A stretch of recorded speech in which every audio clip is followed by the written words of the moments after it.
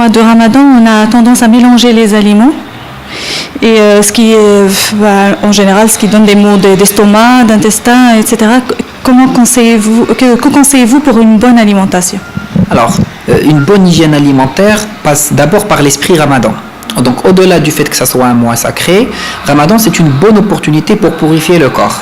Je m'explique. Au-delà d'arrêter de manger durant la journée, il faut organiser son temps. Ça commence déjà par être actif le matin.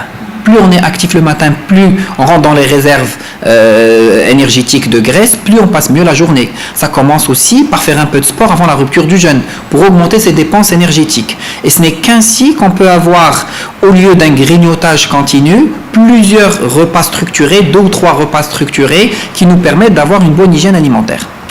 Justement, quels sont les aliments que vous privilégiez?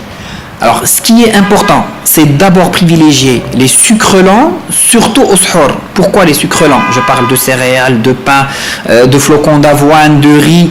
Parce qu'au suhoor, j'ai besoin de sucres lents pour pouvoir tenir le coup durant la journée.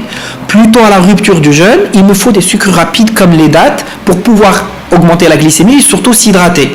Et puis bien entendu, le reste de la structure alimentaire, ça doit être une alimentation équilibrée, je dois avoir de la protéine, des légumes, chaque type alimentaire dans mon alimentation. Alors ce qu'il faudrait plutôt éviter, c'est les choses qui sont mal digérées, et notamment on commencera en premier lieu par les fritures. Ça c'est une catastrophe en termes de digestion et de flatulence, de reflux. Et puis les trop sucrés. Alors c'est ce qui fait mal au moment de la rupture du jeûne, c'est le trop de sucre, le trop de farine et de friture.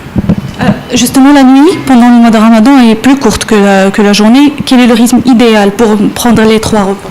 Très bien. Alors, ce qu'il faudrait faire, c'est déjà rompre le jeûne légèrement, parce que la rupture du jeûne, c'est juste une pause.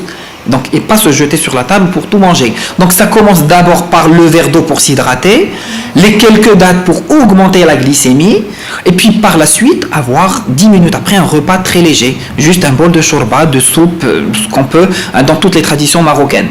Et puis, ne rien manger, parce qu'il faut laisser le temps à l'estomac de se reposer, et 2 heures après, pouvoir avoir un dîner correct, de la protéine, des légumes, des choses comme ça.